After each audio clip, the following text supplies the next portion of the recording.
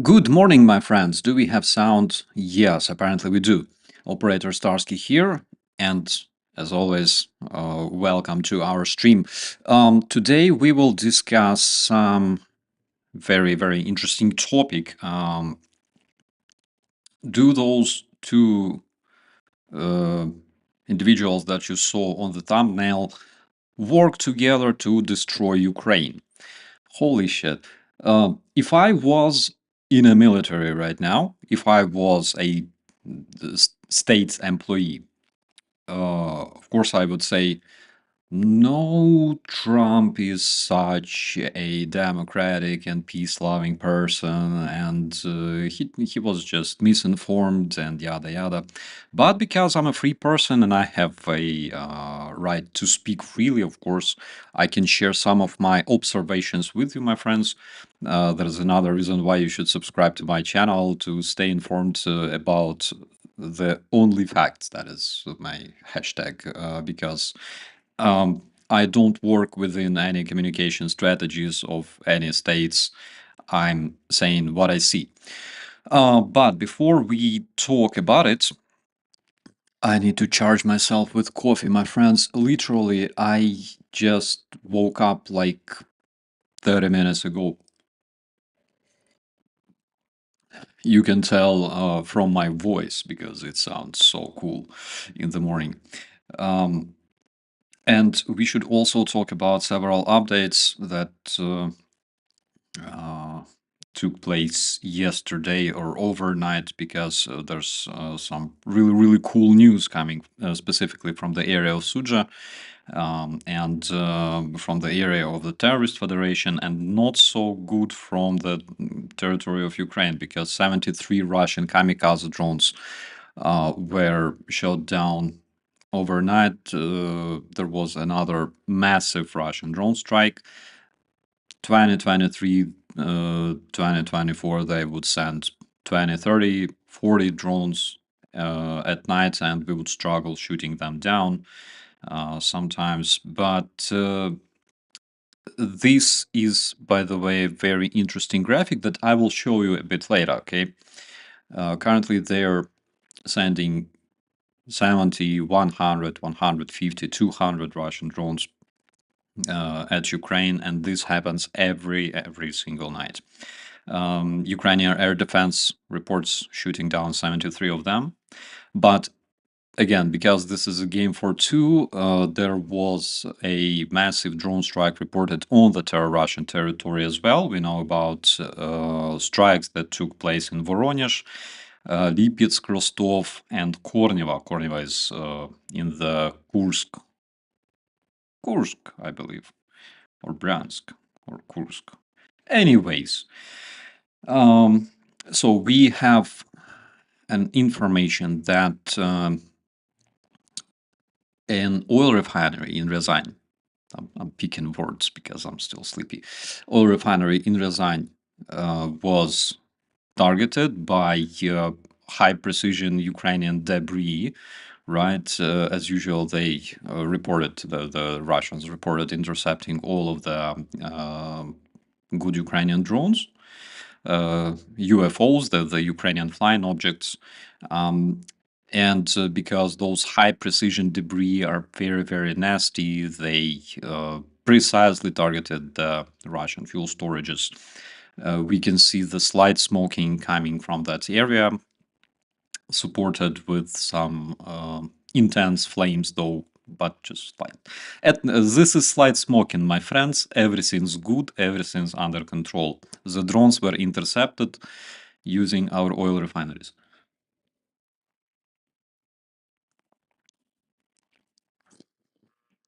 But even cooler update comes from the Kursk region of terrorist federation. Check out those guys, those divers. That is a Russian soldier. That is a Russian terrorist, basically wearing gas mask and equipment to crawl into a pipe. There's this big system of pipes in Sucha, There is a big station, gas transferring station in the Kursk Oblast, just west of the Kursk nuclear power plant. That was, by the way, targeted already last year, I believe, and I believe with something like Storm Shadow. So there's this pipe system, and they decided to use it to get closer to the Ukrainian positions, and they failed because Ukrainians already posted a video of this operation. I made a screenshot, but generally speaking, they were ambushed at the exit. They were ambushed exiting the pipes. Snoppy, good morning from Sweden. Good morning to Sweden. They were ambushed exiting the pipes. When they exited the pipes and concentrated their personnel there, they were hit by Ukrainian artillery. And Ukrainian defenders report approximately 80% of the Russian terrorists being eliminated there. A lot of them choked in the pipe, in this pipe system, because they started like running away and attempting to save their lives. So we have several messages coming from the Russians as well. This one says, I will translate it for you. One unit that enjoys big PR since Avdiivka offered an idea with the pipe.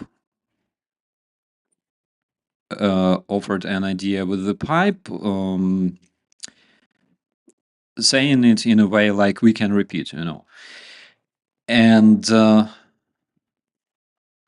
same unit reported that everything was prepared, the ventilation, like the water was removed, or the water was delivered for the troops, and the provision and communication was established, and yada yada.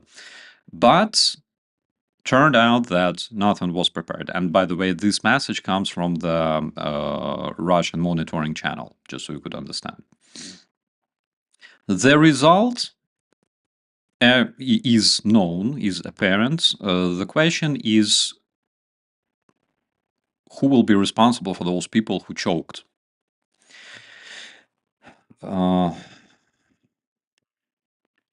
So turns out that quite a few Russian terrorists were destroyed by the artillery, and also some number of those terrorists choked in the pipe.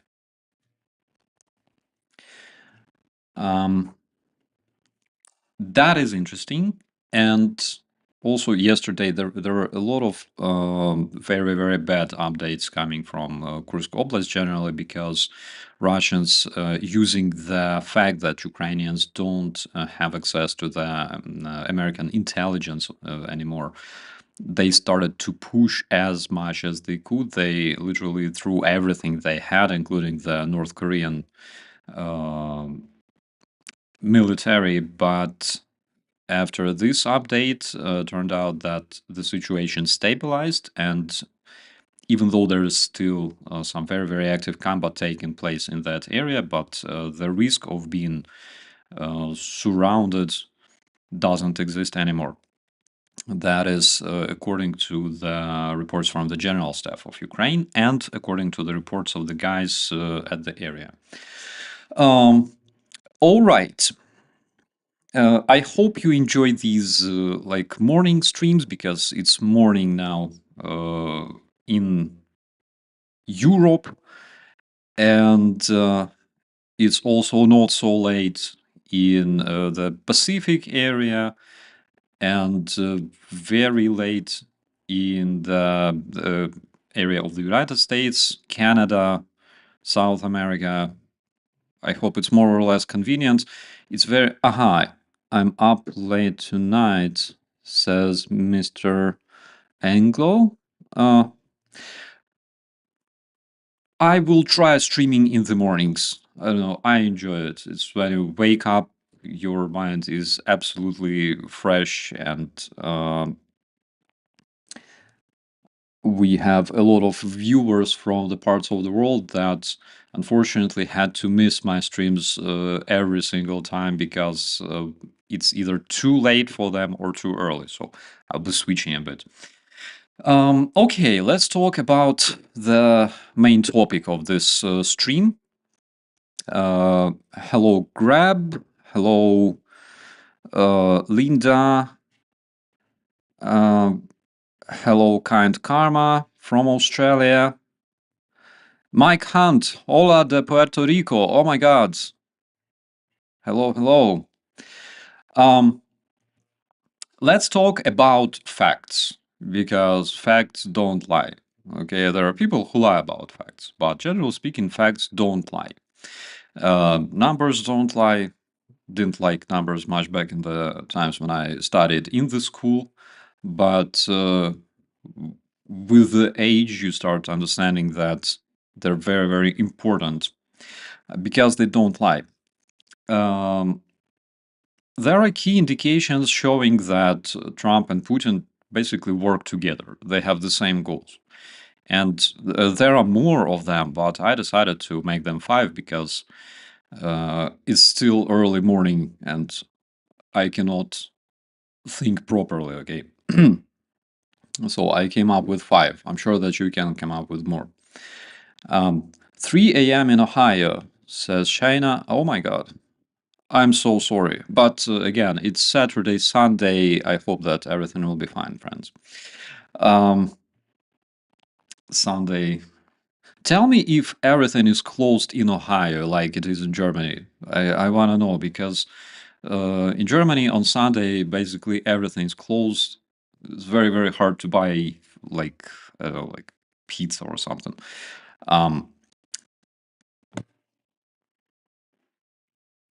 Yurev asks, have I seen the video uploaded by Sasha Sotnik about Trump being an agent of KGB? That's just like one video of probably 100 of videos already made on topic. I will check it out, of course.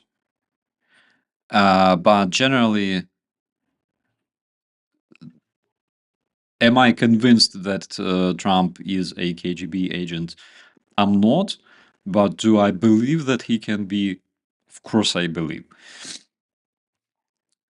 Okay, let's talk facts.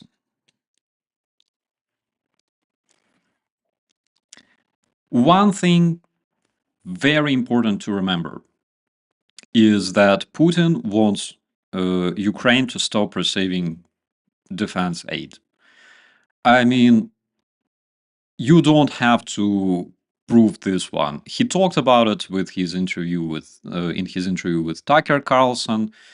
They were issuing those red lines and threats to the rest of the world for them to stop supporting Ukraine all the time since 2022. They were scaring the international community with nuclear weapons and yada yada.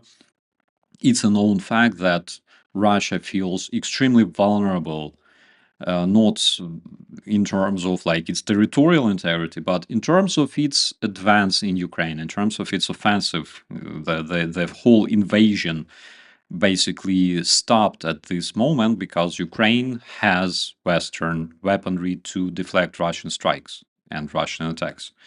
And this was probably the biggest issue for Putin still is that Ukraine has weapons to fight back. 2022, Ukraine fought approximately for 3 months without any military supplies from the Western allies whatsoever. But the fact is, we only had 3 months of resources that would allow us to fight back, right? That is why Western allies stepped in. They started sending us artillery systems. They started sending us shells and smaller arms and things like that.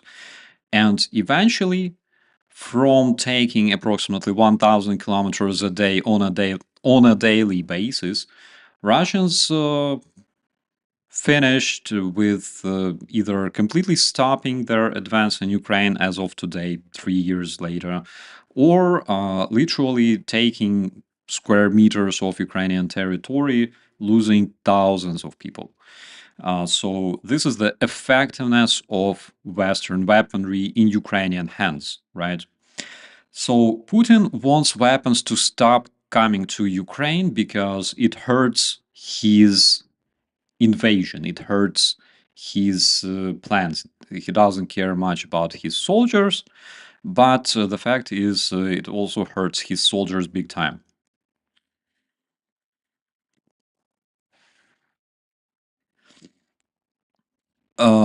Generally speaking, Donald Trump wants the same.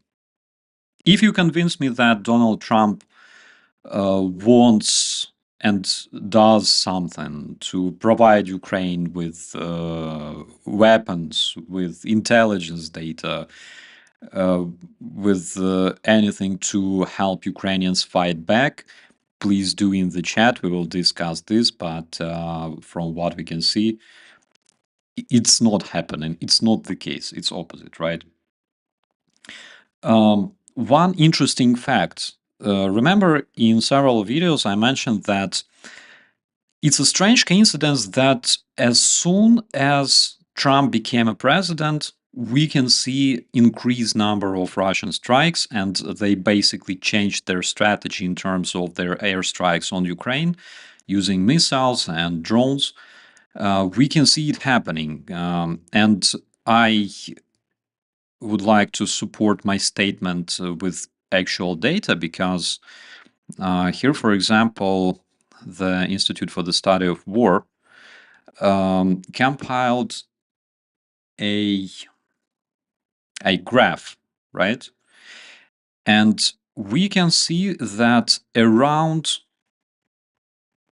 President Donald Trump's inauguration, the intensity of the Russian strikes increased. The numbers don't lie. Generally, if you look further back, the intensity of Russian strikes was increasing slowly, but this is the dramatic increase in those strikes. As if the Russians knew that, it's not like I'm, walking into, oh, Jake Bro, hello, my friend. Hello. Jake Bro is in the chat. Always a pleasure to see you, my friend. I hope that you're doing well. So we're discussing five key indicators that Putin and Trump work together. Guys, please subscribe to Jake Bro if you didn't do it yet. It's worth it. So it's not like I'm walking into this territory of, tinfoil hats, etc., because again, my observations are literally based on data. And we can see that Russians increased their strikes as soon as it became apparent that Trump is gonna become the next American president, as if they knew that Trump was gonna stop the defense aid to Ukraine. Is it a coincidence? I don't know. You tell me, okay? Because I can believe in different things. I can believe in dinosaurs still roaming the earth, which is true, by the way, because did you know that birds are basically dinosaurs living today? But I don't believe in coincidence. Another thing is Putin wants to finish the war before his regime collapses. In terms of military, because we're not talking about the regime in terms of his population and politics and yada yada, we're talking about his military operation, his aggression against Ukraine, right? So we also have some data for you, my friends. For example, here we can see the dynamics of Russia losing its armored vehicles. And by the way, this data is already a bit old because it was released, I believe, last year, in the end of the year, around November, December. According to this data, if this dynamic of Russian armored vehicles being destroyed, if it was preserved, it is estimated that Russians would reach the critical point. It's when their whole storages are depleted and their number of armored vehicles is not enough to continue the offensive. The critical point would be reached around 2027. So generally speaking, there's literally a couple of years left if such dynamic is preserved. You may want to make a screenshot and research it a bit more because you have such opportunity. Same with the tanks. We can see that around 2027, Russians would reach the critical point in terms of tanks. So basically, again, couple of years left for Russians to be able to preserve the same dynamic of their offensive. And again, what is their dynamic? How does the Russian invasion look like today? They cannot advance fast enough, right, to capture the whole country before they run out of men. That is mathematics, because they don't have enough population, enough male population to physically afford it. Just consider the fact that Ukraine is Europe's second largest country, and consider the number of the combat-worthy Russian male population, and the fact that, again, according to the Institute for the Study of War, that Russians are losing approximately 1,000 and a half Russian men on a daily basis, while taking approximately 10-14 square kilometers of the Ukrainian territory on a daily basis. It will take them more than 100 of years to capture the rest of Ukraine and more male population than they physically have. It's worse than in the times of the World War II.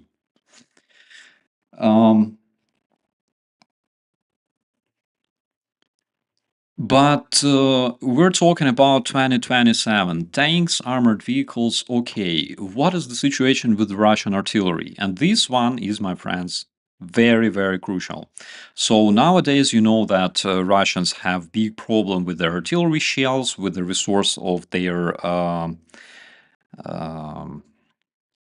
howitzers, right? Things like howitzers and mortars that require their barrel to be changed after some specific number of shots. So we now have facts confirming that Russians already facing such issues. They're already facing these problems on the battlefield.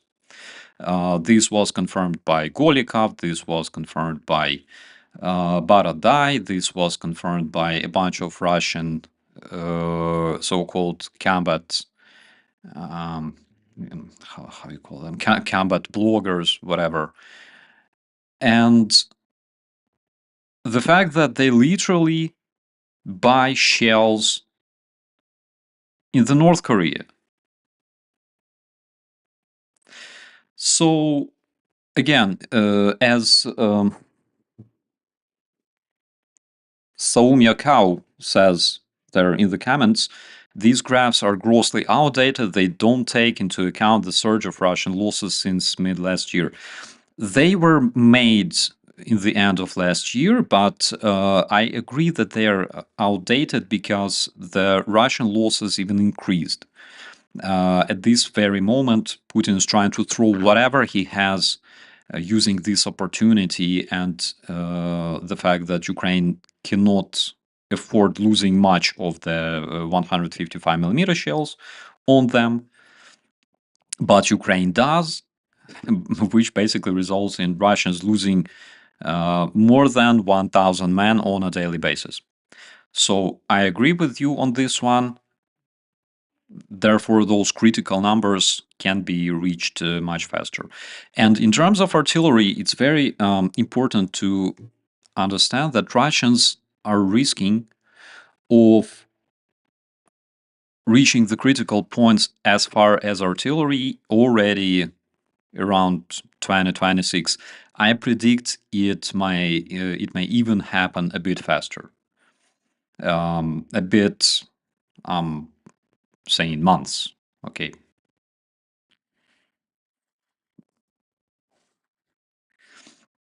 Again, the problem for Russians is they are not able to provide as much weaponry as needed. And we're talking not only about things like tanks and armored vehicles to fully recover from their losses, but artillery is something very, very crucial. Not only the artillery units, but artillery shells.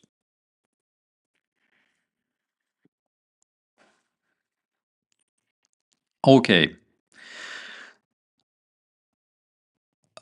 Richie, we're live. You're right. We're live. And finally, I have this honor to be able to speak with our Pacific audience as well. Kiwi, Aussie, yo mates. One critical point that we missed here is Russian finances, because, again, according to the research, we can see that around 2027, again, considering that sanctions are preserved, considering that Russian shadow fleet is being investigated and things like that, considering that Russians still cannot find enough electronic parts to continue building their ballistic missiles and yada yada, we can see that Russians will reach the critical point in terms of military expenditures, again, around 2027. So Putin wants additional funds. He needs additional finances. Recently, oh my God, how do I, all right, let it be here. It's better not to see my ugly face, but see the facts. So we can see that they can reach the critical point around 2027. What does it mean? It means that around 2027, Russia will be spending roughly 50% of its whole budget on the war.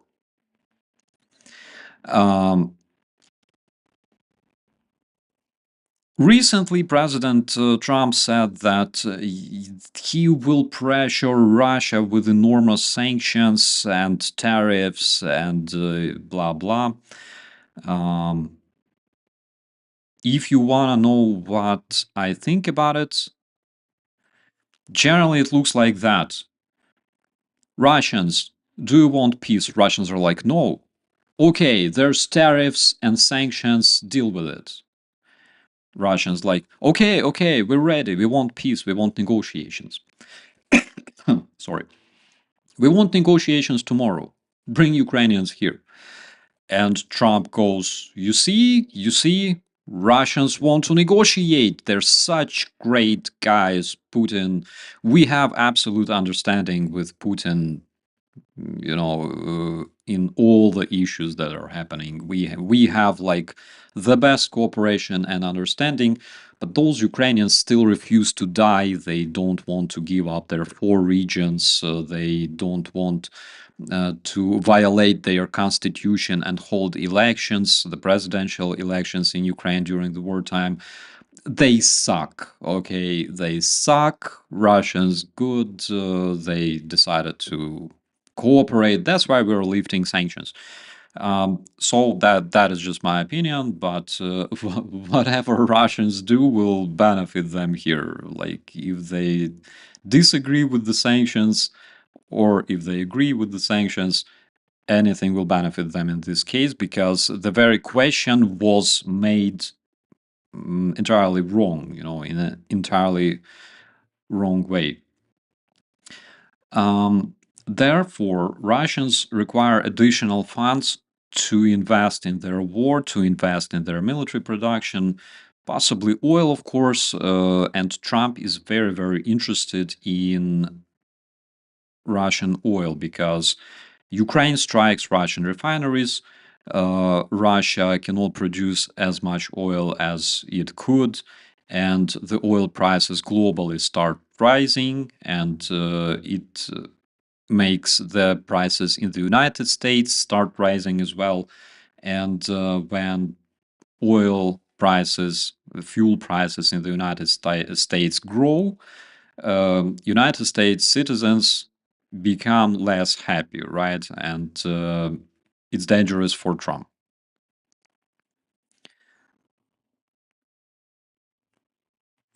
So Putin wants to finish this war as soon as possible. But by finishing the war doesn't mean that they will just say, thank you so much for the war. We're going home. Goodbye. You know, um, he wants to reach his goals. He wants four regions, and Putin and Peskov and Lavrov stated numerous times that Russians will not stop before reaching those goals. They don't consider anything else, whatever, even if there's a ceasefire, like possible ceasefire, the idea of peace in in the narratives of Russians, in the minds of Russians, is literally Ukraine being annexed, Ukraine capitulating. It's not like they're, thank you so much. We took so much Donbass, we'll keep it, all right, or we will go home. Thank you very much for participation. See you next time. No, their end goal is to reach those objectives that were spoken, but there's also a lot of objectives that were not spoken. It's crucial for Putin to make Ukraine stop defending itself today. It's crucial for him. He needs two things. He needs to either continue advancing as fast as possible, which he cannot afford, or he needs a pause so Ukrainians physically stop defending themselves, stop eliminating Russian illegal migrants on the Ukrainian territory, right? As soon as possible. That is one of his primary objectives as of this point. And basically, Donald Trump wants the same. Peace today is a great objective. It's our mission. Nobody wants peace more than Ukrainians. But we want peace in our home. We don't want peace while sharing this home with illegal Russian migrants that eat our dogs and cats. Okay? We don't want to celebrate our peace sitting in one room with armed Russian illegal migrants sitting and occupying the other room. This is not how peace looks like. Because if you respect the international law, you understand that it's not possible, it's wrong when you're losing half of your home and acquiring peace. You're basically extorted, you're basically forced to give up half of your home. You have a two-bedroom apartment, and the terrorists walk in and ask you to give them half of your apartment. You're just giving it to them, and you're staying alive. It's not peace, it's literally extortion. Okay. Generally, what you do in such cases, you call police. Police arrives and removes the illegal migrants, saves the cats and dogs that were not eaten completely, right? And you're fine. But in this case, what police does, police just sits there and says, it's your problem. It's not our case, right? Just deal with it. Or better, just stop fighting each other and live together in your apartment, Ukraine. This is what is happening right now. So Trump is trying to help Russia to establish the ceasefire before his country, before Russia, reaches several critical points in terms of its offensive. That is thing number two. Thing number three. There is only one peace plan that we saw since 2022, possibly, that Russians stick to. There's only one peace plan for Russians. And this peace plan is literally Ukraine giving up 4 regions, like foreign Russian language becoming a state language in Ukraine, Ukrainian army being decimated, what else? No NATO protection, nothing like that. And then Russia officially says that it will stop looking at Ukraine as a threat. Oh my God. Ukraine as a threat. Russians were threatened by Ukraine so much, so they held multiple military exercises before the 2022 on the Ukrainian border and then invaded Ukraine. Who is the threat? It's a rhetorical question. But the point is, there is only one peace plan. That is basically the act of capitulation of Ukraine, Istanbul Protocol, which is basically a list of demands from Russia to Ukraine that will, of course, only benefit Russia and basically lead to Ukraine being destroyed as a sovereign state. If you read Budapest Memorandum, you may probably saw, and if you didn't, please check it out. The full text is available. But if you read it, you probably noticed that that whole text of the Budapest Memorandum is based on the principles of Russia, United States, and United Kingdom respecting the territorial sovereignty and integrity of Ukraine. So the countries pledge to respect the territorial integrity and sovereignty of Ukraine within its existing borders. And whatever country attacks Ukraine, they will be doing all they can to help Ukraine in terms of the United Nations. They will defend Ukrainian rights and sovereignty and integrity in frames of the United Nations Security Council and yada yada. But the main narrative is that those countries respect the territorial integrity and sovereignty of Ukraine. And, okay, Russians, fuck Russians, we all know that they're terrorists, but if we're talking about Americans, it's disturbing to hear statements coming from several American authorities that Ukraine will most probably have to lose some of its territories. It's highly unlikely that Ukraine will return the occupied territories from Russians. Doesn't really sound like a respect to Ukrainian territorial integrity and sovereignty to me. I'm not sure. Maybe it sounds like that to you, but not to me. But returning to the topic. So there is only one peace plan. Witkov, and I'm tired of speaking about it already, but Witkov basically confirmed that Russian act of capitulation of Ukraine, also known as Istanbul Notes, Istanbul Protocol, will be used by the United States as a guidepost in frames of their all further policy regarding Ukraine.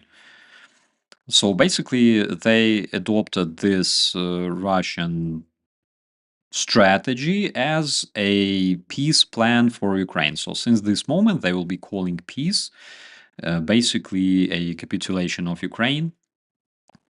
That is 100%. So Putin pushes only his peace plan.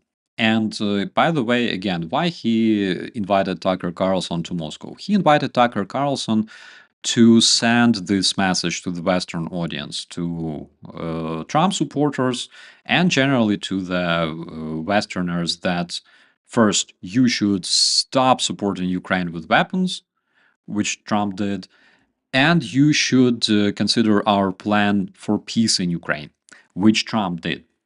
That is my third point, my friends. Another thing,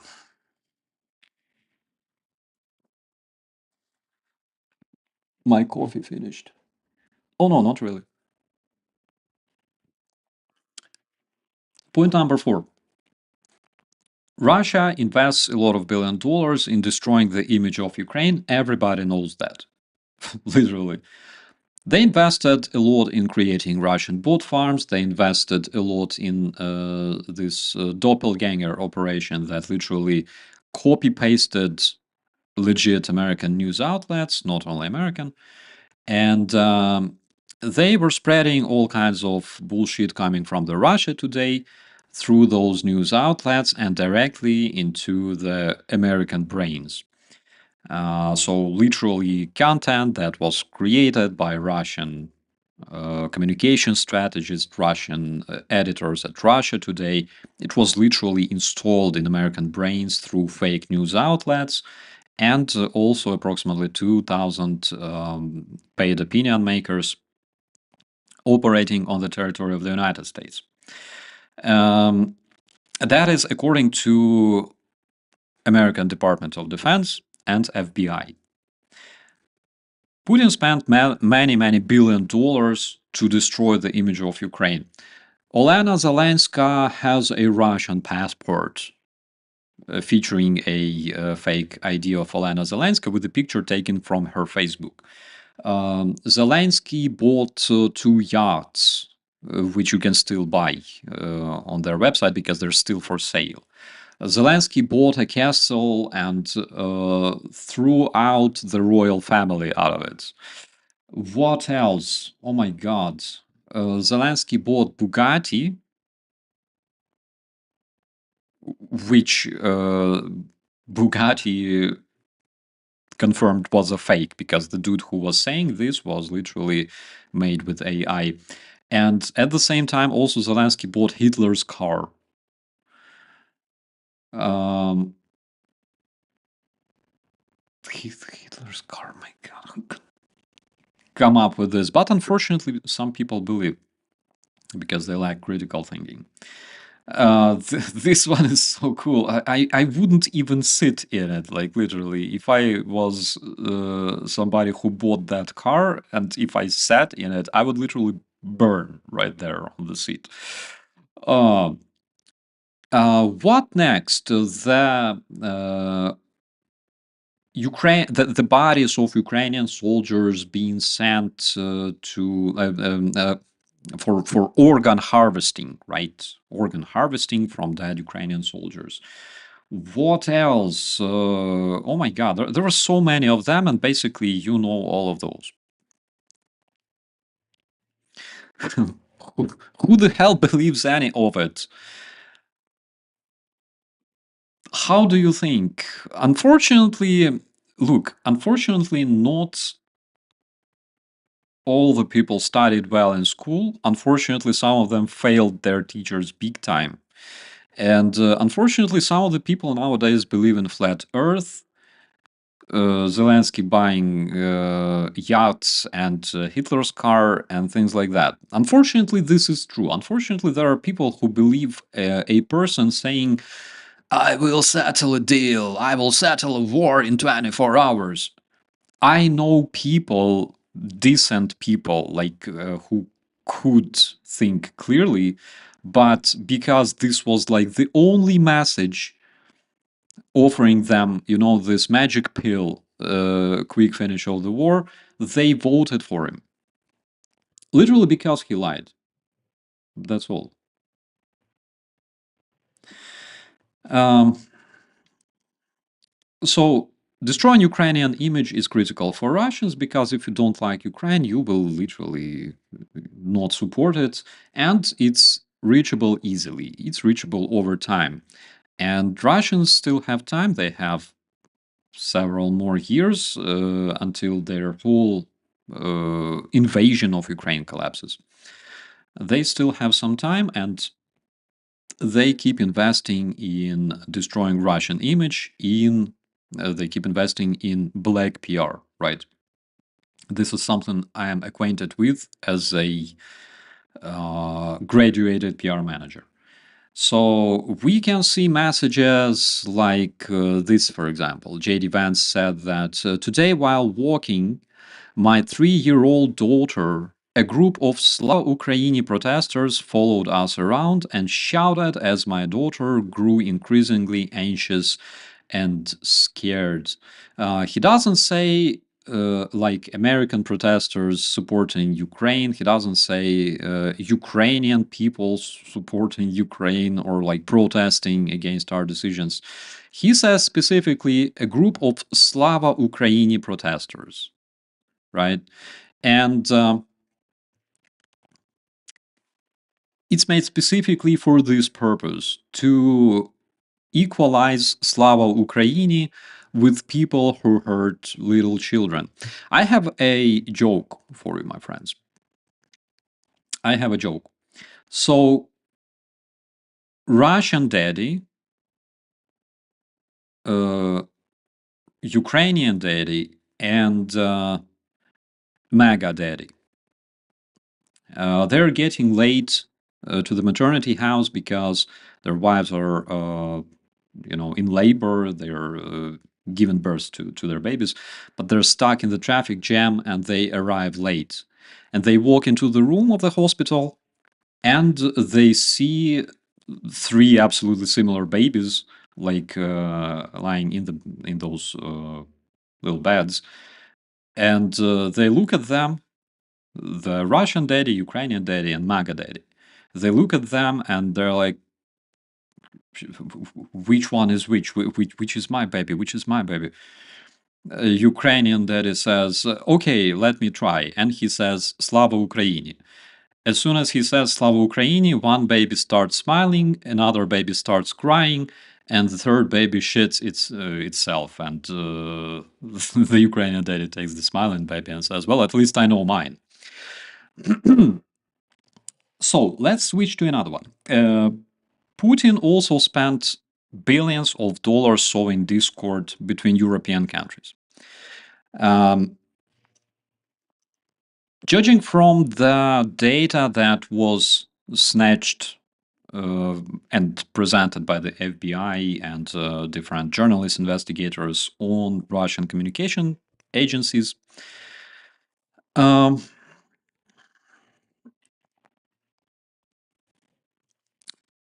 it's called harassment when idiots scream in your face while with your children you're pushing the same liberal propaganda. I agree, it's called harassment, maybe. If you believe so, you can believe so, even if you're wrong. But I know that if you protect yourself using a little kid, that is literally called a terrorism. That is what Hamas does. I believe that you have a big respect towards this amazing organization. So, based on the data obtained from journalists, from investigators, from again FBI, Department of Defense, American intelligence, not only American, Dutch intelligence as well.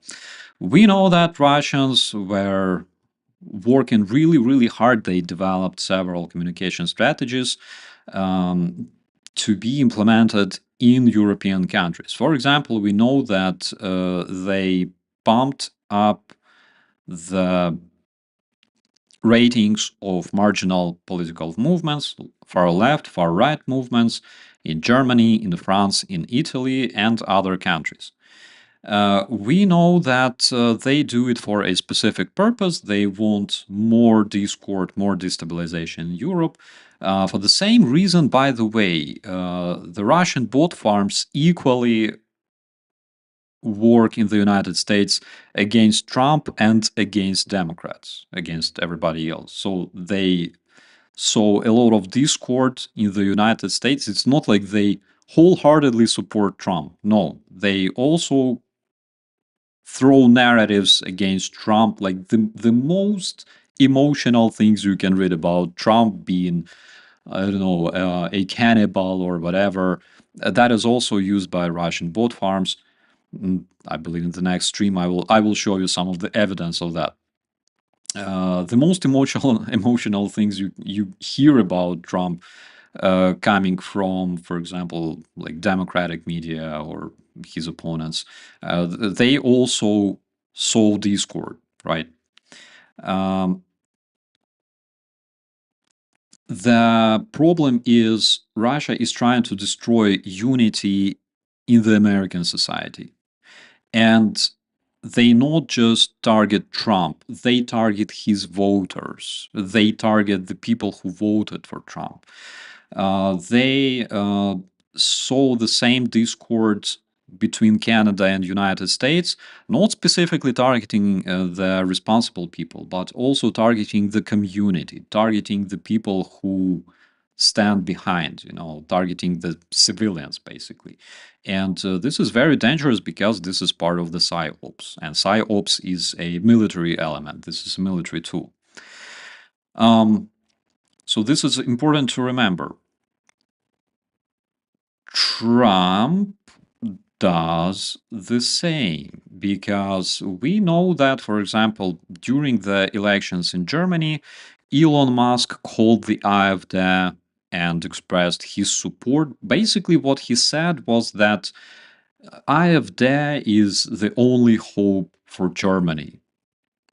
While AfD is a political movement that supports lifting sanctions from Russia, that supports restoring the gas supplies and oil supplies from Russia to Germany. It's a movement that basically supports quitting NATO, quitting European Union, and everything else that Putin can literally dream about. And Musk is someone who supports that. Then we know that Orban, for example, the Hungarian prime minister, who also supports Russian gas and Russian oil, who supports stopping of military aid to Ukraine and all those things. He also met with Donald Trump in Mar-a-Lago, and for some reason, the dude who says whatever you do there in like your part of the world is your business, for some reason he keeps some very strong connections with people who want the same as Putin, with people who stand against NATO, who stand against support for Ukraine, people who um, stand against basically Russia being economically isolated. We're talking about oil and gas. So they promote things like gas and oil for Europe, which Russia promotes, which is very, very beneficial for Russia. And at the same time, they promote Ukraine being cut from the defense aid. That is very, very bad to Ukraine. And basically, Trump administration supports those people for some unknown reason. I cannot tell you why, but we can see that they're doing it. Um, no, Daber, I'm very, very sorry about this. It's very hard to speak properly when you speak four languages and learn the fifth one. So sometimes my pronunciation is a mess because of this, and also considering the fact that I literally woke up 1 hour ago. So, guys, please let me know what you think about it because I need your thoughts. If you think there are other key indicators confirming that Trump and Putin literally do the same, please let me know.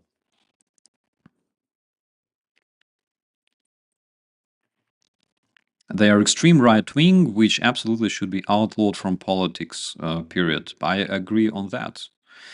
But the fact is, Germany is currently such a democratic country that they allow everybody to speak. Everybody. So the AfD had opportunity to speak in prime time during the elections, on the television, everywhere else. At the same time, it was really, really funny to see JD Vance coming to Munich and scolding Europeans because they don't have enough freedom of speech. That was cringy as fuck, my dear friends. That was cringy.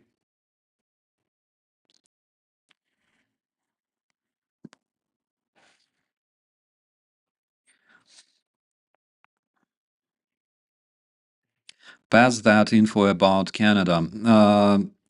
What I was referring to was that there is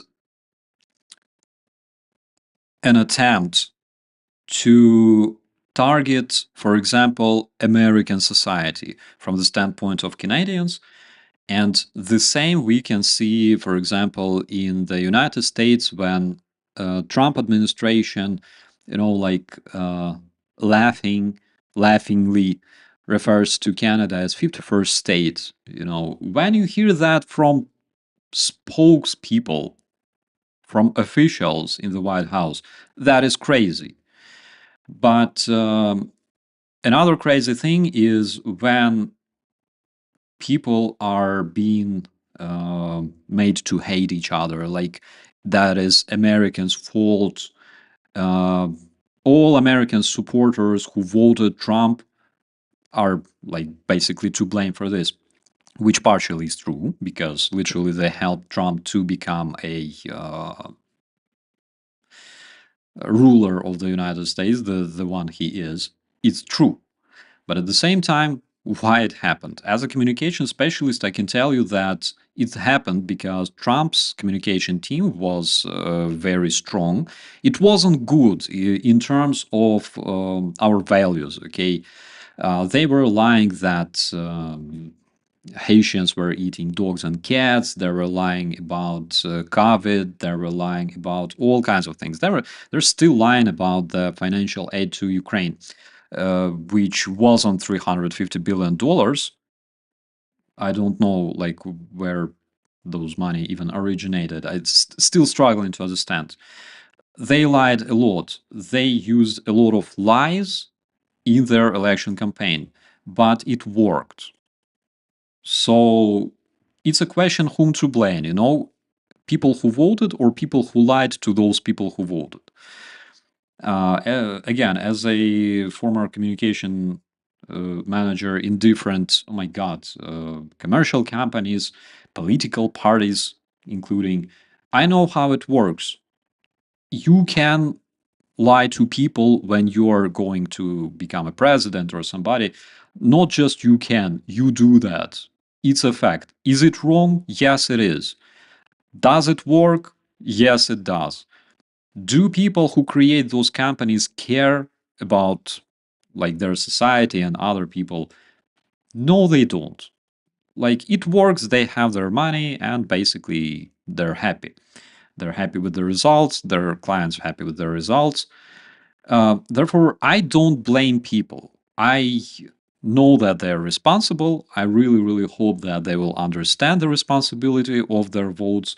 In Ukraine, we clearly understand the responsibility uh, of voting for dictators. For example, after Yanukovych, I don't see Ukrainian people stepping on the same shovel, same rake for the second time.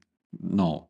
After voting for pro-Russian forces in Ukraine for so many years, which resulted literally in Russian invasion. I don't see that happening in Ukraine. Ukrainians become more responsible for that. But again, if there is several communication strategies being implemented in Ukraine by different people, different forces, Ukrainian people will also be tricked.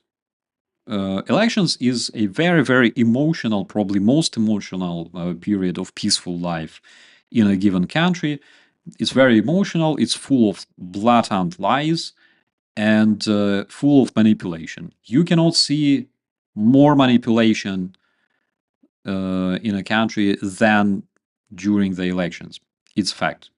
So I don't blame people. I hope that they will understand their responsibility, but I don't blame people. Because generally speaking, looking at despotic countries, looking at North Korea, looking at Iran, you can see a lot of people that are being born in an informational bubble and they grow up believing that North Korean astronauts landed on the sun, but they didn't burn because it was night, right? They believe in that. People born in Iran, they believe that Khamenei is the greatest leader. He was sent by God himself, and he knows better. He can speak with the elements and stuff like that, and he has magic power protecting Iranian people. They believe in that because they're born within this informational bubble. Informational bubble is something extremely, extremely bad. In Europe, it's very hard to achieve an informational bubble because European countries speaking different languages and having different cultures. Europe is extremely diverse. So it's harder to do that, but it's also easier to kind of sow discord between so many people.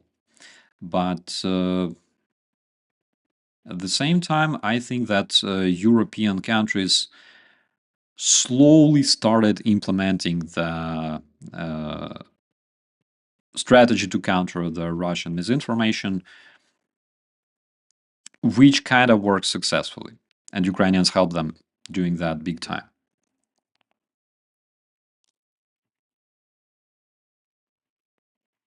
Speaking of Canada and United States, please remember this, my dear friends, my dear Canadian friends, that I'm standing with 100%. Please remember that. First of all, I completely support Canada. My heart is with you, my friends. If you're watching this, please remember this moment. And there is half of American population, roughly half of American population on the other side of the border that suffers as much as you do. Please keep it in mind, okay? You guys are on the same side of the barricades. That's what I'm saying.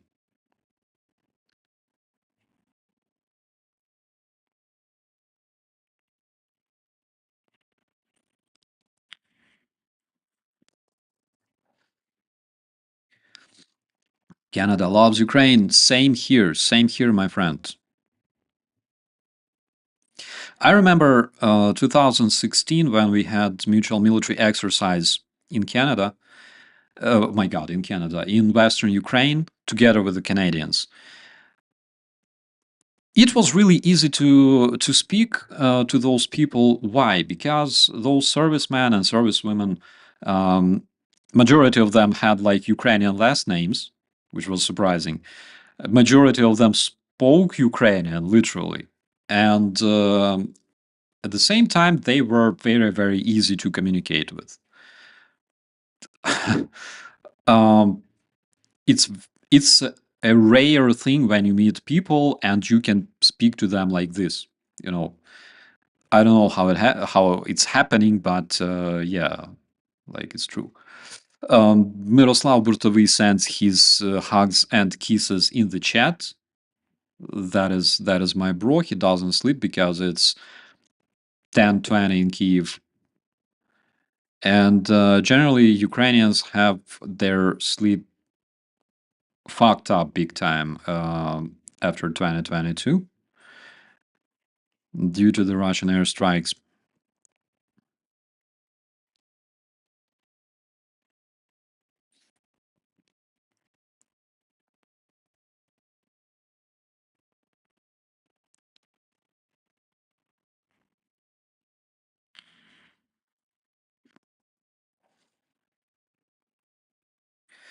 Are you saying we should move all Ukrainians to Canada? My God. Uh, Not really what I'm saying, but you know, if Canada joins European Union, which can happen, by the way, I don't know how this union will be called after that, but that would be really cool. I think so. I think it would be really cool to travel between the countries. It's like you bring your boat to the shore and start paddling because you know that there's basically no passport control, so you can like travel between the countries, buy maple syrup in Canada, for example, and bring what do we have that Canada doesn't have? I'm not sure even. Canada is a self-sustainable country. They have everything. A German beer, for example. I would bring some German beer. It's extremely tasty.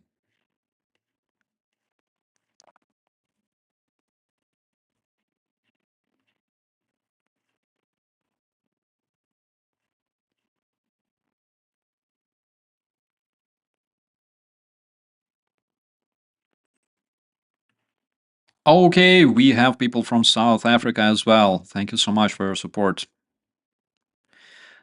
Impressive number of South Africans supporting Ukraine. Impressive number.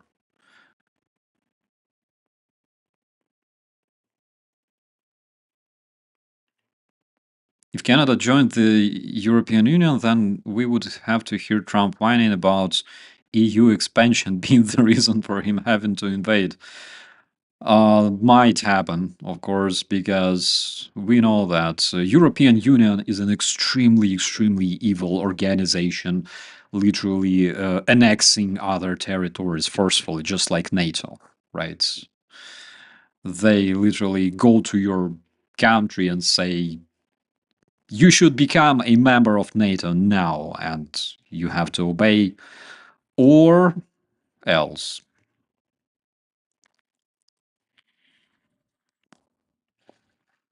Canadian craft beers are good. I never had chance to try Canadian beer. Seriously, I've never been to Canada. One time, my bro sent me a bottle of tequila in like 2008. A bottle of tequila from Canada, but it was Mexican tequila with like this tiny worm, floating inside. So unfortunately, I cannot compare, but I can definitely compare Ukrainian beer to German beer, and in this case, Germany wins.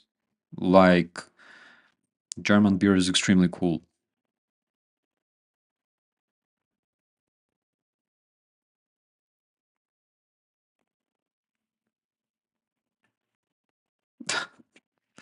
Blob Jones, look, there are those people, okay, in every country, in every given country. In Russia, for example, there's a lot of them. There's like concentrated society of such people.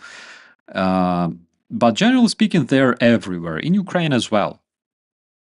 So don't blame yourself and never apologize for assholes. Okay, it's not worth it. Hudson König. Hudson König said that German beer is the best, and I completely agree with this statement.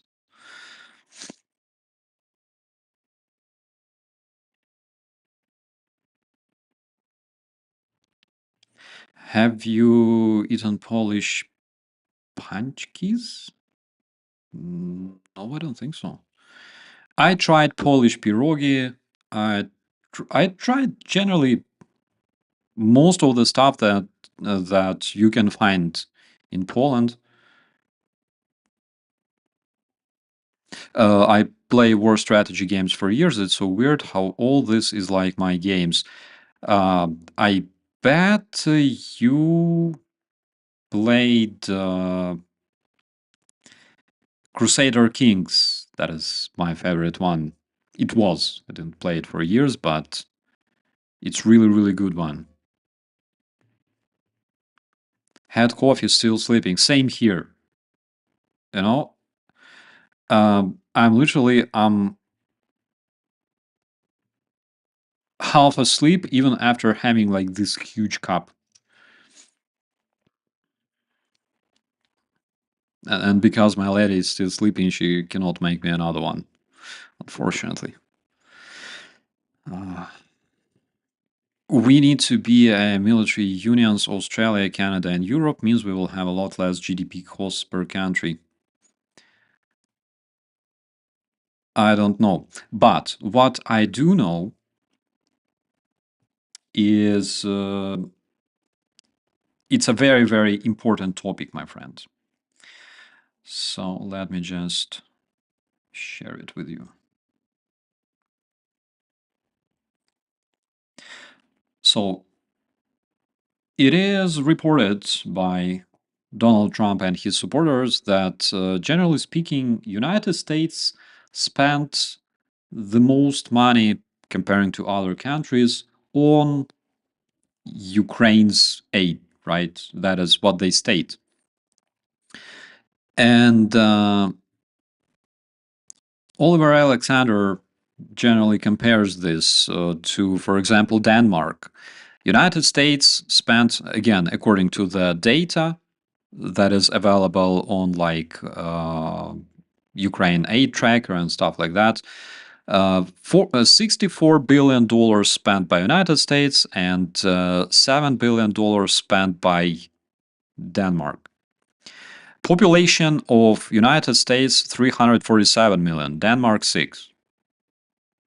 Aid per person in the United States. And that is, by the way, that is the true fact. How many tax money does an American person spend per year on helping Ukraine? That is around that, $170, $180 a year. For Denmark, that is more than $1,200. And the summary is that the US was paying the equivalent of 3 large pizzas per person per year to destroy the Russian military and basically get rid of the Russian terrorism. But someone convinced them it was a bad deal.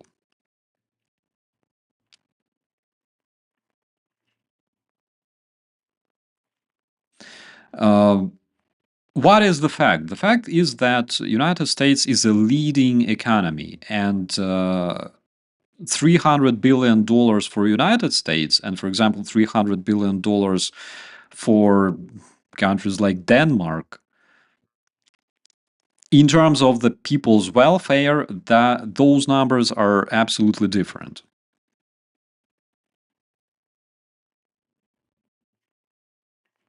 $60 pizza, large, large, my friend.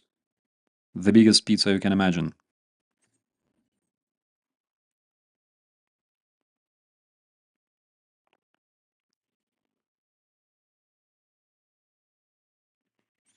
Can we use the equality sign between Putin and Trump? I would not say this at this point, but we can put equality between their goals, between their objectives, because it's based on what they do nowadays. Putin wants the military aid to Ukraine to be stopped. Putin wants Ukraine to capitulate by signing all kinds of sketchy agreements, Russian demands, basically. And basically, Trump does the same.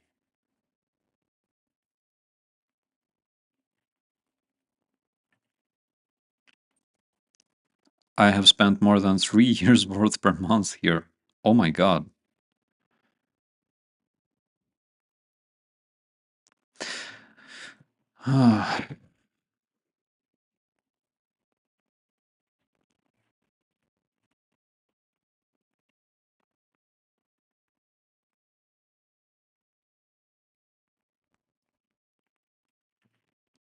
Canada is NATO, so Donald will be impeached using any form of military aggression on Canada. That is fact. It can happen.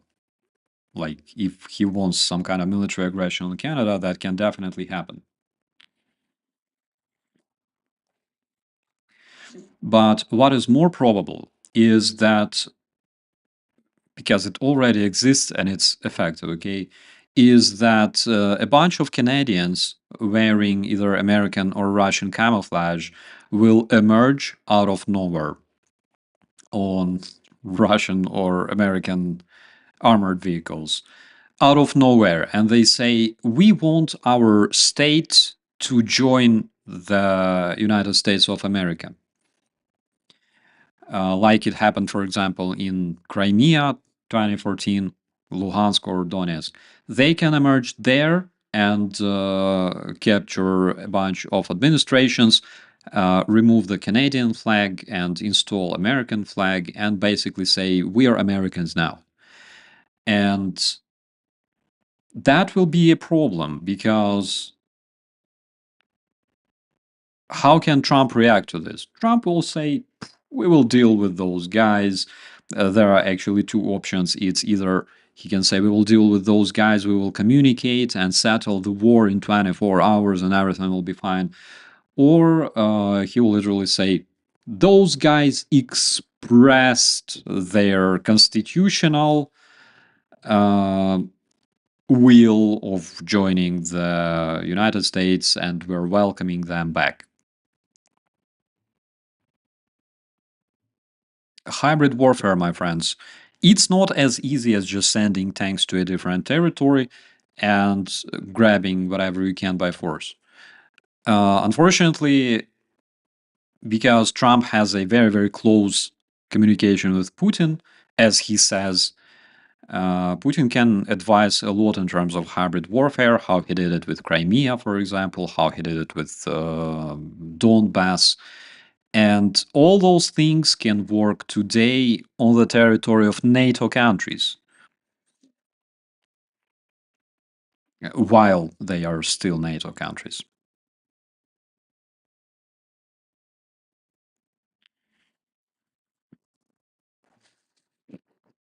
They will send little 10 men. Yeah, yeah.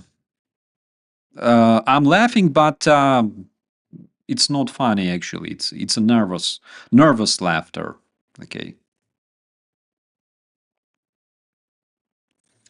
Same situation can easily, by the way, emerge on the territory of Baltic countries, considering the fact that Russia already sends its immigrants to other countries, not only its immigrants, but all kinds of people to other countries. Belarus does the same. I remember 2021, my brigade was deployed to the western border of Ukraine between Poland and Belarus, because uh, the migrants from Belarus, those who came from like Russia and through Belarus and wanted to infiltrate European Union, they were literally attacking both Poland. You remember those that footage from Poland, and we expected the same on the Ukrainian border as well. It was, it was such a strange feeling when you stand there. You can see like across it's like a corner between three countries, right? You stand there and you look at your Polish friends and you're like, hey, Polska moc, and they go, hey, Slava Ukraini,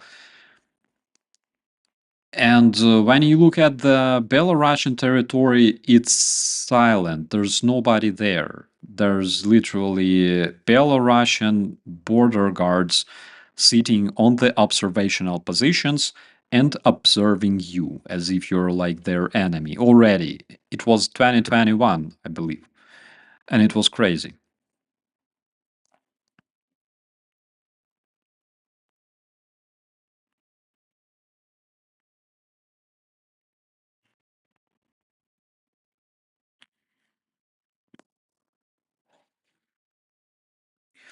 Is there any European Patriot type system? There is SAMPT that is made by France and Italy. Generally speaking, check out my recent video on UATV channel where I'm talking about the Patriot system. and comparing it to what we also use in Ukraine that came from Europe. There is MPT system developed by France and Italy, and it's about like Patriot. The difference is that MPT is mobile. Patriot consists of several elements that you have to bring on trucks and install in some specific location, and it works. SAMPT is literally a truck, okay, that moves on itself. There's radar, there's launchers. It's more mobile, which is very good because you can easily move it from territory to territory without being afraid to be hit by Russian aviation or missiles. So SAMPT is kind of like Patriot. There is a difference though. Patriot missiles can be launched at a range of up to 150 kilometers, and SAMPT is 50 kilometers shorter, okay? So they launch, SAMPT systems launch missiles at a range of around 100 kilometers, which is not that bad on one hand, but when we're talking about ballistic missiles that fly like at a speed of several times higher than the speed of sound, that is a problem, because as soon as you have early alert on those ballistic missiles being launched from Russia, you literally have like several minutes to react, to run to your position, to I don't know how exactly the air defense operates. I've never been to one, but you have to take decisions within seconds, literally. If you intercept that one, you have to coordinate the process of intercepting those missiles, because there are different layers of air defense in Ukraine. So everybody must work in coordination very fast and take decisions within seconds, until those missiles reach the launch, the limits, right, of your air defense system. So that is the problem. The longer the range is, the better. And there is another problem. United States provided Ukraine with the intelligence every single time those missiles were launched. So as soon as Russians were positioning, deploying, and preparing their ballistic missile launchers, United States would report to Ukrainian intelligence through its NATO allies or directly, and warning Ukraine about Russians preparing to launch ballistic missiles. Do you remember when Russians launched that Oreshnik ICBM at Ukraine? Literally, Ukrainians were informed about it by the United States, if you remember, probably within 24 hours before this attack took place. That was very, very important for Ukrainians to know that this attack will take place. So they informed us about it, but not anymore, from what we can tell. When does the spring month season start, and how long might it last? It may start literally in December and last all the way until like March, April in Ukraine, because it depends on the temperature, and climate change is such a bitch that you cannot predict it, unfortunately. I remember 2000, year 2000, we had strawberries growing like in the yards in Ukraine, strawberries in December. Classically, I think it starts around like late February and all the way until April. May, it's already fine. 2016, we were deployed. No, 2017, we were deployed to the Svitlodarsk, and I remember that we moved there in February. it was already muddy all the way until April, May. So classically, it's like between February and May, but considering climate change, it can vary. So it's hard to answer it in 2025.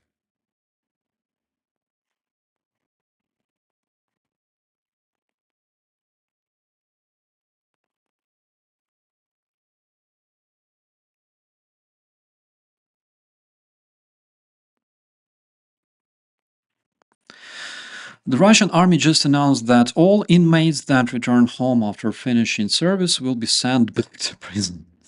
Oh my god, really?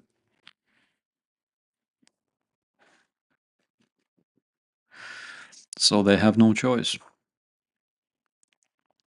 Our strawberries start in November. Which country is that? Because for Ukraine, seeing strawberries, and I saw them with my own eyes, like literally growing in the yard in December, is something surprising.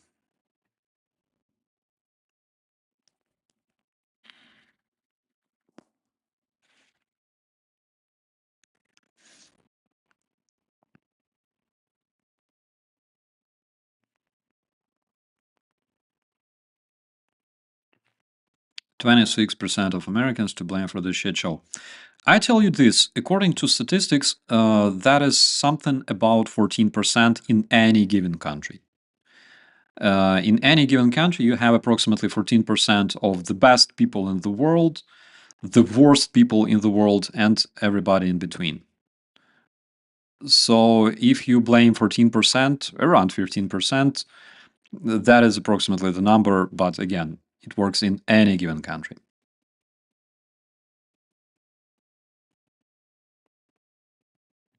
Trump says Putin wants peace. Putin is bombing UA cities. Trump says Zelensky does not want peace and stops aid and intel sharing.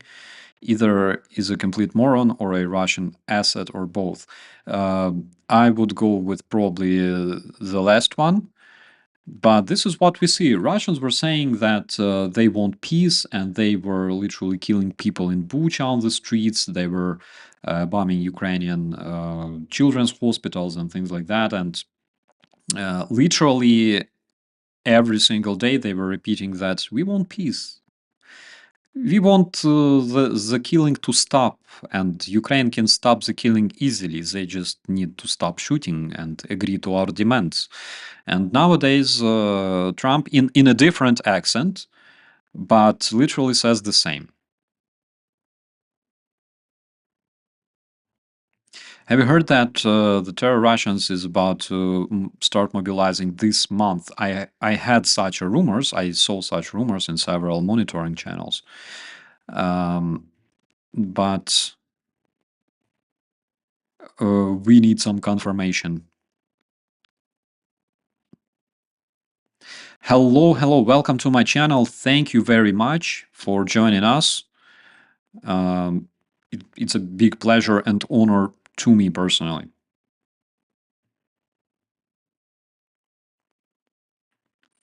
They want insecurity for Ukraine. They want Ukraine to basically disappear.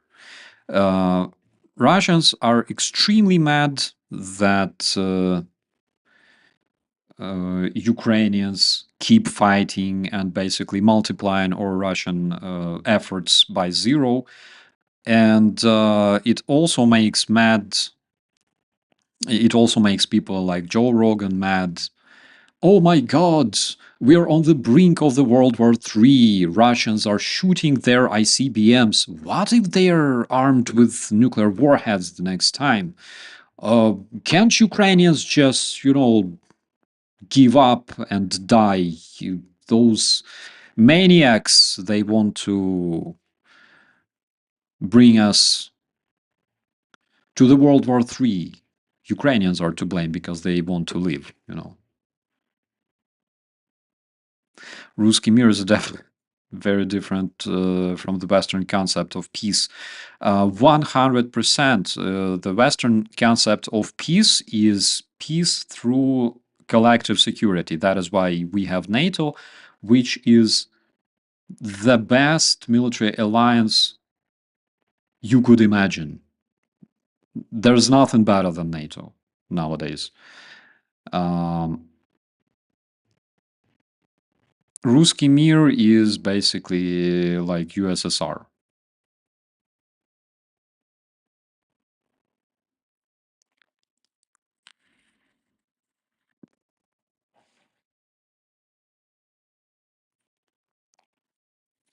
Okay, let me check out this one.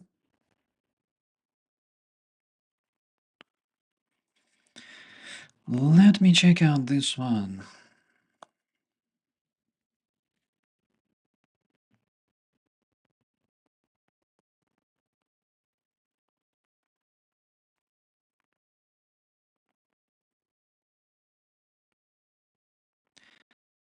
Um, so I cannot say anything about the change of the Article 5, MSNBC. I'm reading that at this moment, but I don't really see anything regarding Article 5. I have to research it.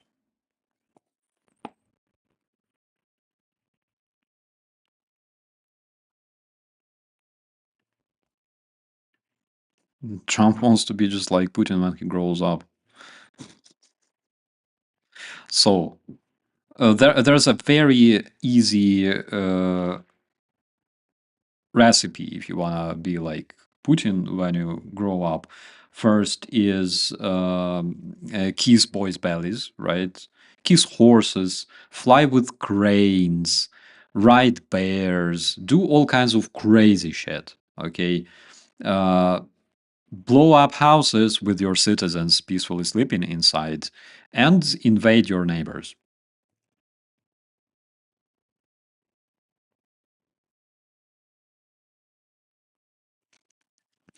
This one, by the way, is very interesting. Russian peace or Ruski Mir has actually two meanings, and I talked about it back in 2022. The word Mir has two meanings in Russian language. It means peace, but it also means world.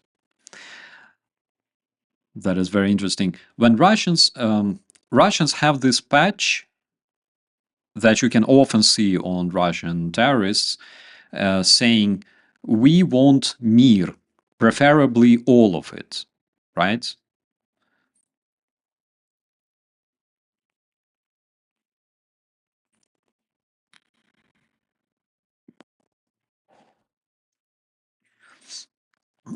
Could you put me in the contact from with someone from Hell's Kitchen?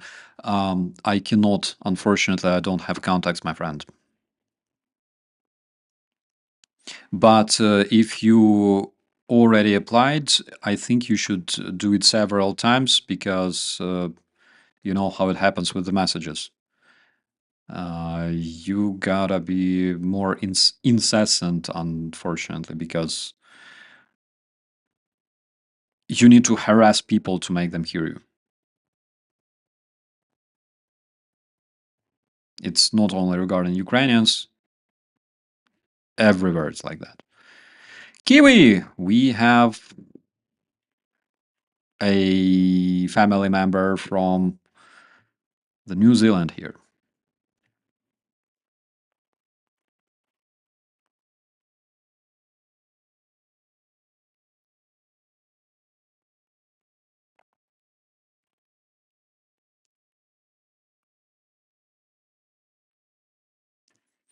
Well, we have said that before we wouldn't help countries if don't meet their GDP.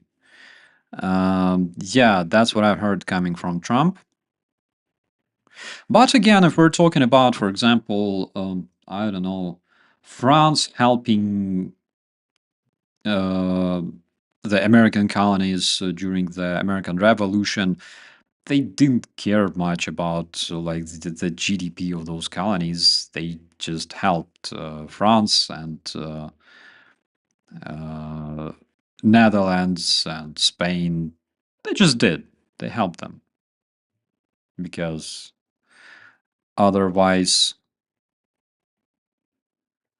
I'm not sure that they would be able to withstand fighting against the British Empire.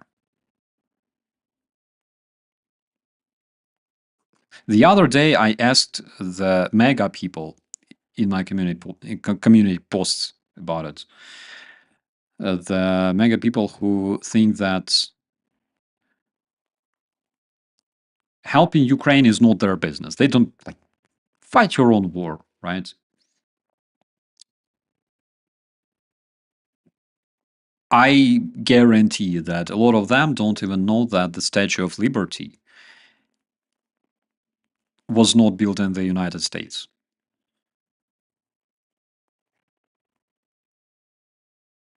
Why do you compare things that happened 200 years ago to what is happening now? Look at Statue of Liberty, dude. Hmm.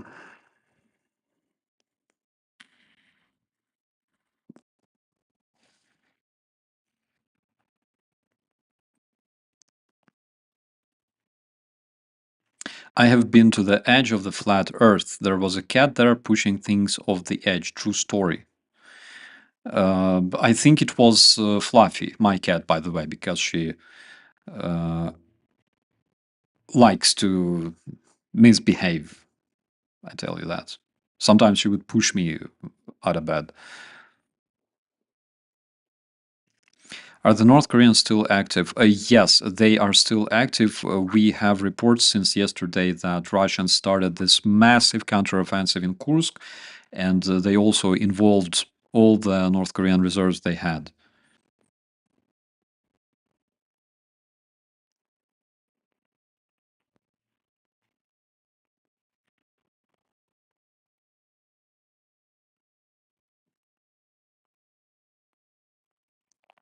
And speaking of France helping Americans to fight for their independence 200 years ago, some say that generally speaking, United States paid back when France was occupied by Nazi Germany. And one thing they miss here is that, yes, it's a fact because they were allies. Because when shit happens to your allies, you work really, really hard to help them. For example, when there was a terrorist attack on 9/11 and United States called all the people to help them fight terrorism, Ukraine also decided to step in and send their troops to Afghanistan to remove the explosive devices so American soldiers would feel more secure, right? Because you help your allies when they're in need. France helped Americans, Americans helped France later, 100 something years after that. Because this is what you do. Allies help each other in the face of threat, in the face of danger, they help each other. This is the best investment you can make comparing to mineral deals and everything else. Just help each other.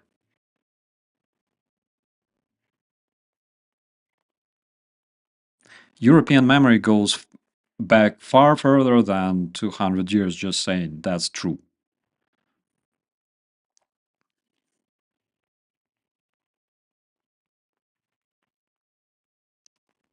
Do you know when the first case of Russian invasion was recorded on the territory of Ukraine? The first Russo-Ukrainian war, even though Russians didn't exist back then, they were called Muscovians, but it happened approximately 1,000 years ago. And unfortunately, that attempt was successful.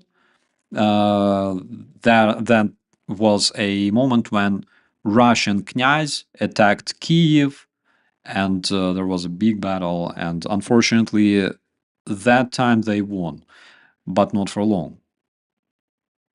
It happened 1,000 years ago.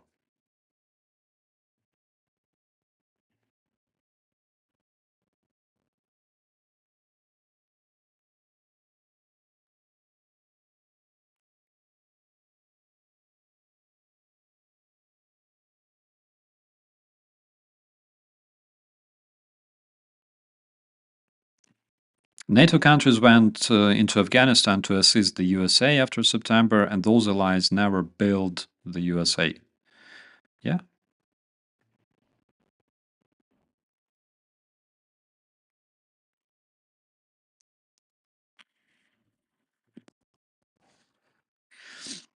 The Muscovites stole the Russian identity. Yes, this is true. It was a policy of Peter the Great and Russian Tsaritsa Ekaterina. Basically, before 1700s, the only Russia or Rus that people knew was Kiev Rus. And you would call Russians the people living in the territory of the Kiev Rus.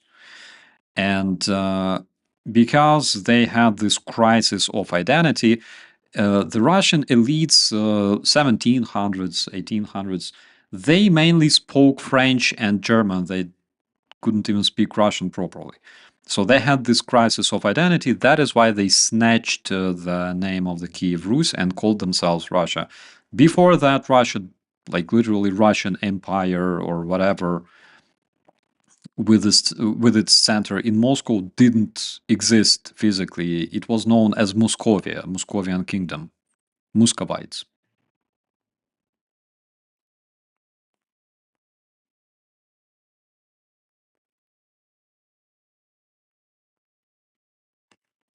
And this is also true that Muscovites were the lapdogs of the Mongol horde. Yeah, it's true. They were the protectorate of the Mongol hordes. Alexander Nevsky is a good example of that. He basically was paying the taxes to the Mongolian horde back in those days.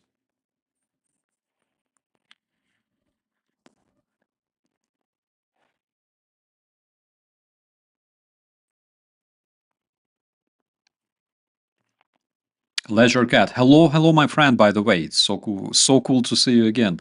Ukraine fought beside the US in the Middle East when they didn't have to. It's disgusting that our government has decided to betray Ukraine. It is disgusting. I know that American people didn't betray Ukraine. I know that a lot of decent people still stand with Ukraine. But unfortunately, the informational operation in the American informational space that was ignored led to what we have today.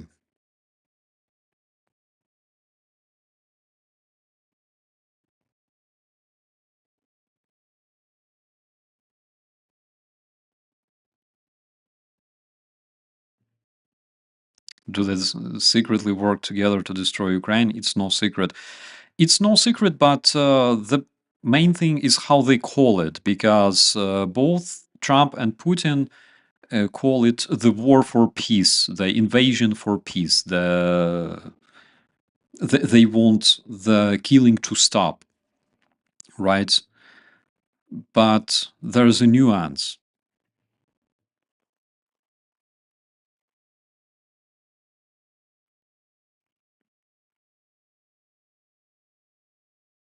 There's this dirty Russian joke about Russians have those two characters, Vanka and Chipaev. You don't know them probably, but there is this joke. The dude comes to another dude and asks, "What is the nuance? What does it mean?" He says, "It's easy to show you. Stick your nose in my ass." And he does that. And this dude replies, "You see, you have a nose in my ass, and I have a nose in my ass, but there is a nuance."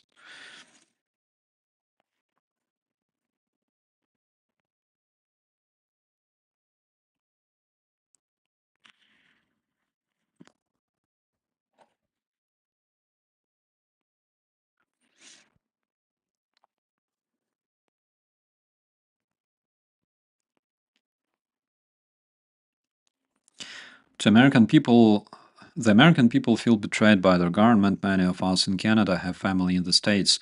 Absolutely. And by the way, a lot of Ukrainians felt betrayed by Russia back in 2014 because in 2014, still approximately 70% of Ukrainians considered Russia a friendly state, right? And we also had a lot of family members on the other side of the border. Why we felt betrayed? Again, check out the Budapest Memoranda and everything that is related to United States, UK, and Russia respecting the uh, territorial integrity and sovereignty of Ukraine, its independence, its right to be an independent state and make its decisions and everything else. The fat ones, Tony, the skinny, short ones, Vlad, just wish they get on their sidecar bike. Absolutely.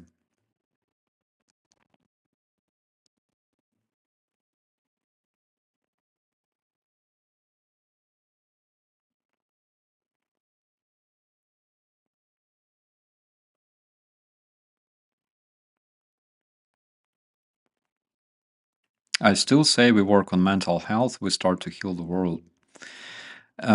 Not just mental health, and it's not just education. You know, there are people who blame low education level, like globally and things like that. Guys, the only force to blame for what we have nowadays is terrorist regimes like Putin's regime.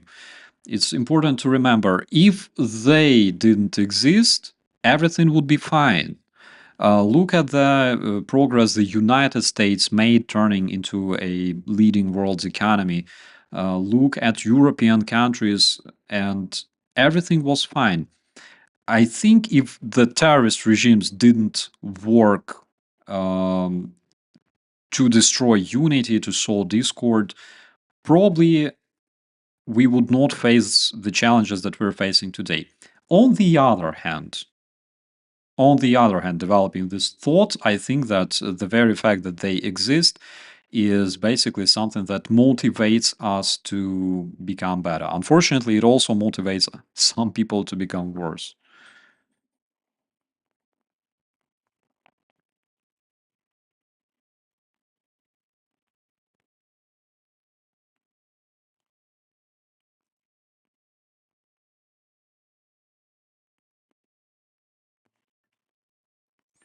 Russia's secret weapon is vodka.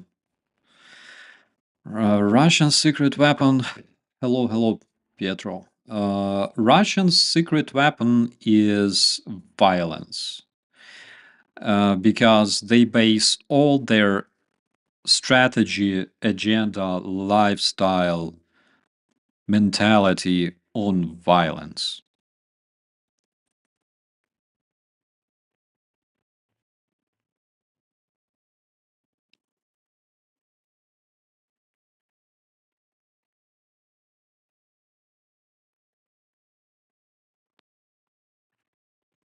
Uh, do you disagree on the terrorist regimes? Probably, right? Destroying the unity. Please let me know. Please tell me more details. Let's discuss this.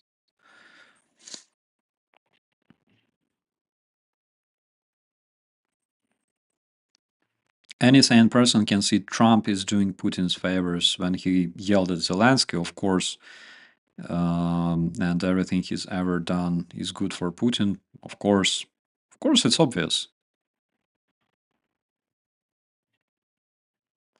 Propaganda narrative count for a lot and how much someone is told to ask, think about the right questions. Yeah, absolutely. I absolutely agree on this one.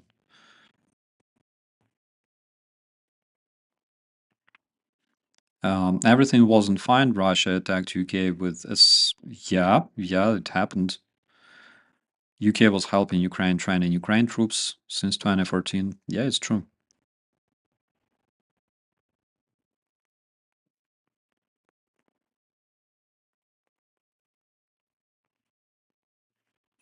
I think it's due to incoherent philosophy based on myth, fantasy, and misunderstanding of human nature. Um, you are right on this one. You are absolutely right. But generally speaking,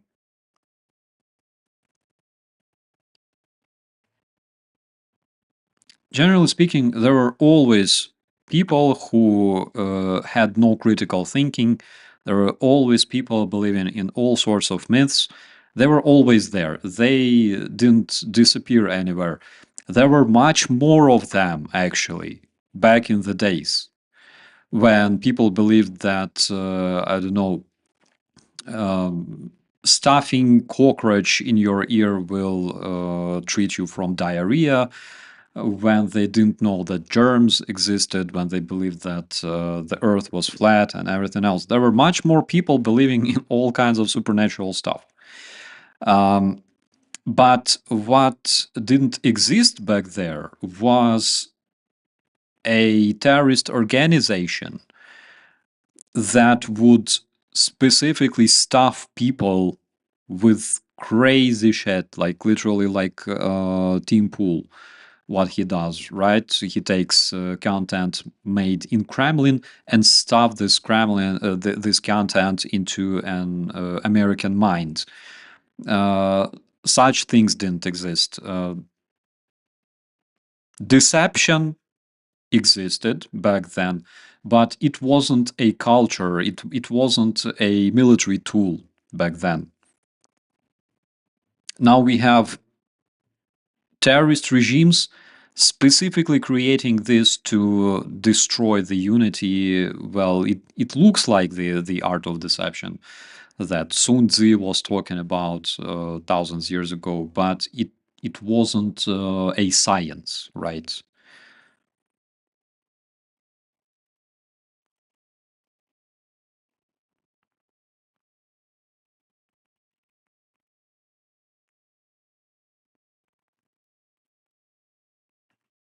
Moscovia has always been trying to destroy Ukraine to steal its cultural identity. Absolutely, Sancho. The fact is, Moscovia itself was born from Ukraine, literally. There were no Novgorod Rus, there were no Moscovian Rus. Unfortunately, those guys are literally our descendants. So they emerged from Kiev. Kiev existed as a big city, as a trade center in the Eastern Europe, approximately 600 years before Muscovia was even established.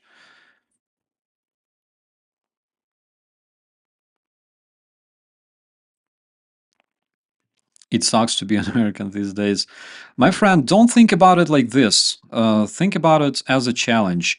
I tell you that it sucked to be a Ukrainian in like 2011, when your country is ruled by pro-Russian fucks who literally install mafia coming primarily from Donbass or like from Russia uh, in all establishments. That sucked. I felt huge, enormous disgrace to be a Ukrainian and watching all that happening in my country.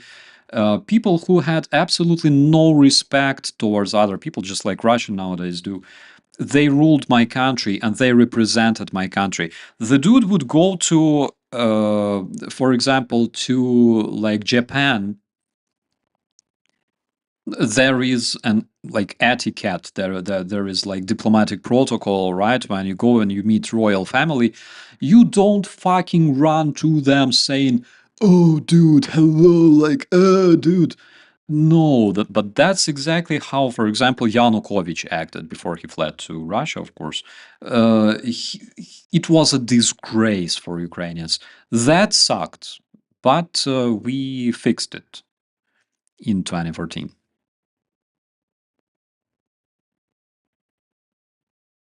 When guys, USAID again, I worked with USAID several times back in my days.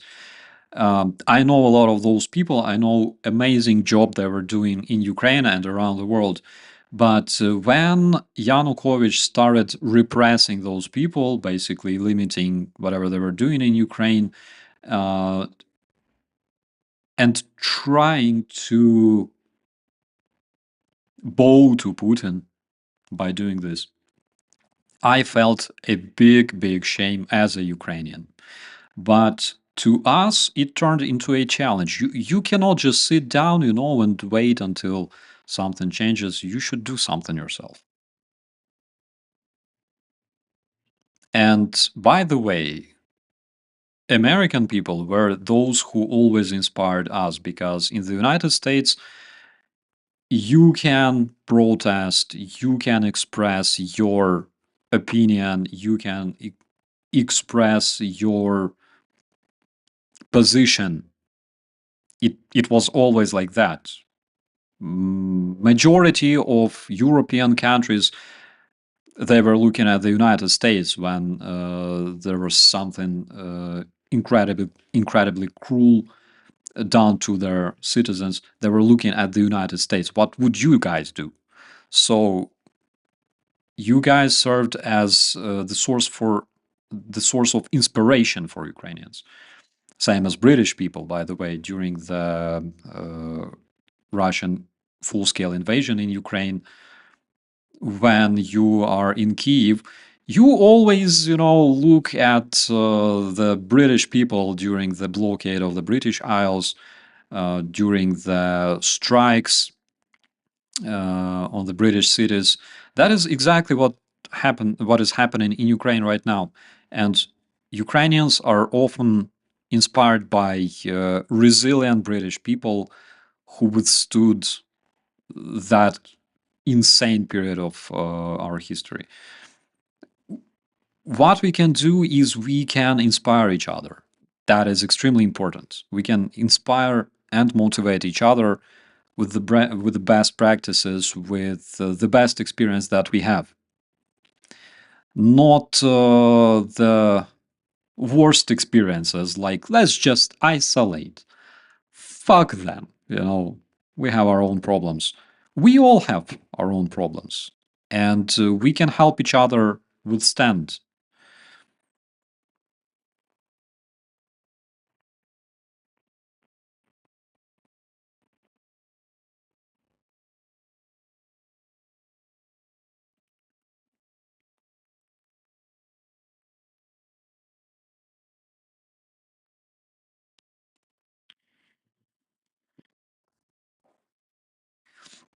This one is very important to remember because Paul Manafort worked with Yanukovych, by the way, back in those days, and after that, he worked with Trump administration.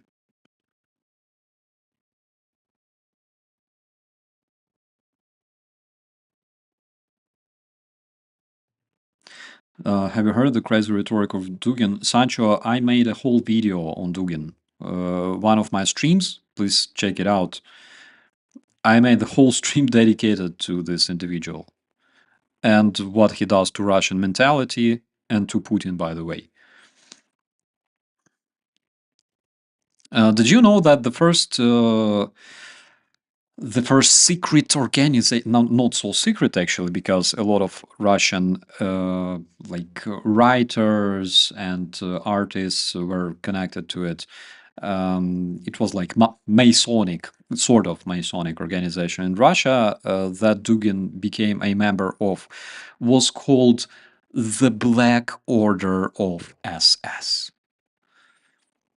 It's out there. It's in Google. And now Dugin dictates the Russians on the principles of geopolitics.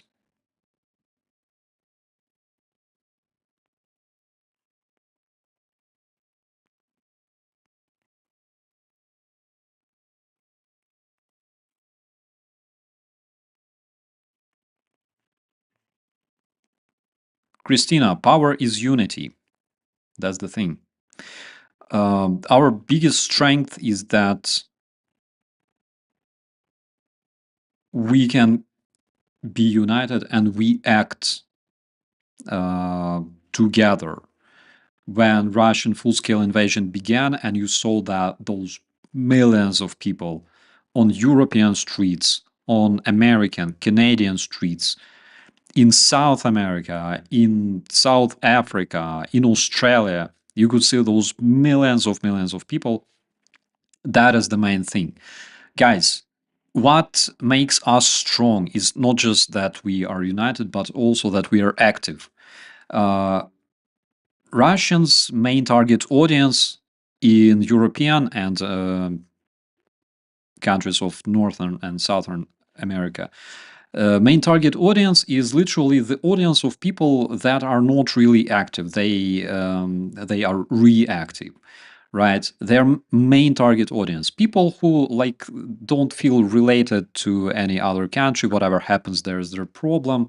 They think about their taxes, guys. The very fact that people around the world provide Ukraine with weaponry, with drones, with equipment. Uh, can you imagine Russian supporters, for example, in like France, like there's not many of them, but still, can you imagine people rooting for Russia in France or in Germany or in the United States, sending Russians at least some kind of shit? Can you honestly imagine them spending their money on sending Russians drones? It will never happen. Some some individuals will of course do that, and there are cases, but it's not like people around the world self-organized and started literally sending equipment and help for Ukrainian civilians and generators and everything else. Russians don't have such a dedicated community of supporters around the world. They cannot do that. Therefore, that is one of the reasons why Russians are so unhappy and why they want to destroy our unity between our countries, between countries like Canada and United States, by the way.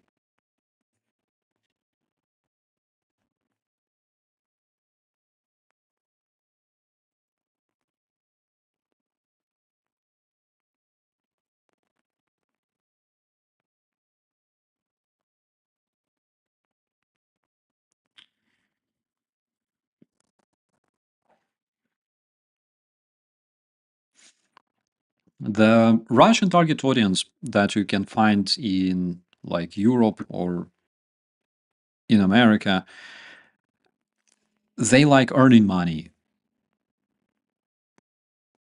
Everybody likes earning money, but they don't like to spend it. And Russians know it.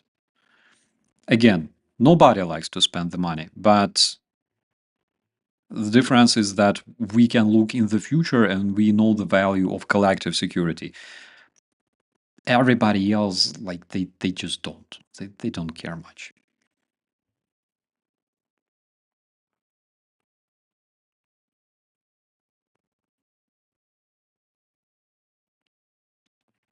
Trump wants Ukraine to surrender so he can say he stopped the war. That's another like it. This is the very clear explanation on what is happening right now.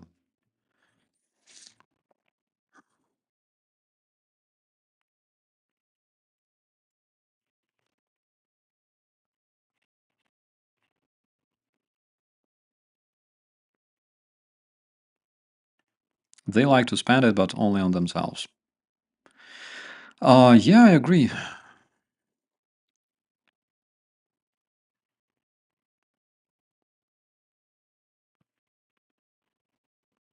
I'm much better at spending than earning. Works for 99% of our community.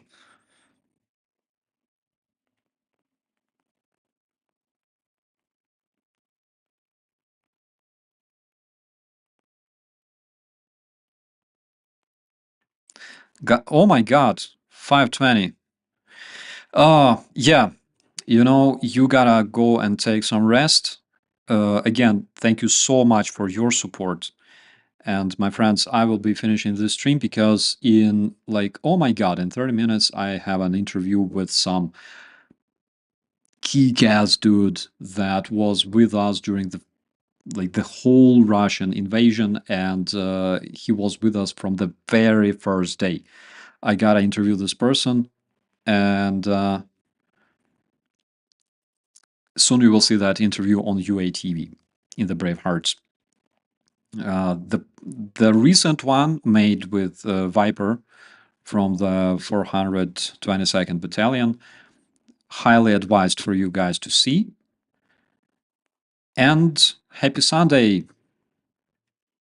Happy Sunday to everybody. My friends, thank you so much for watching me. Thank you so much for your questions and commentaries. I'm always trying to answer as many as possible.